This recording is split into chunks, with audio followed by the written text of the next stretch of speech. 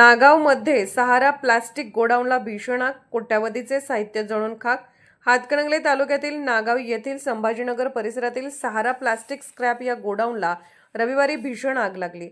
गोडाऊनमध्ये मोठ्या प्रमाणावर प्लास्टिकचा साठा असल्याने आगीने काही क्षणात रौद्ररूप धारण केले। या दुर्घटनेत कोट्यावधी रुपयांचे प्लास्टिक व अन्य साहित्य जळून खाक झाल्याचे प्राथमिक वृत्त आहे। आगीची तीव्रता एवढी होती की नागाव परिसरासह तब्बल 8 ते 10 किलोमीटर अंतरावरून धुराचे प्रचंड लोट आणि आगीच्या ज्वाळा स्पष्टपणे दिसत होत्या। त्यामुळे परिसरात एकच खळबळ उडाली। आगीची माहिती मिळताच शेकडो नागरिकांनी घटनास्थळी गर्दी केली। दरम्यान आगीवर नियंत्रण मिळवण्यासाठी कोल्हापूर महापालिका, स्थानिक नगरपालिका तसेच आसपासच्या परिसरातील अग्निशमक दलाच्या गाड्यांना तातडीने पाचारण करण्यात आले। अग्निशमक दलाच्या जवानांकडून आग आटोक्यात आणण्यासाठी शर्थीचे प्रयत्न सुरू होते। गोडाऊनमध्ये मोठ्या प्रमाणावर प्लास्टिकचा साठा असल्याने आग वेगाने पसरली। त्यामुळे आगीवर नियंत्रण मिळवताना अग्निशमक दलास मोठ्या अडचणींचा सामना करावा लागत होता।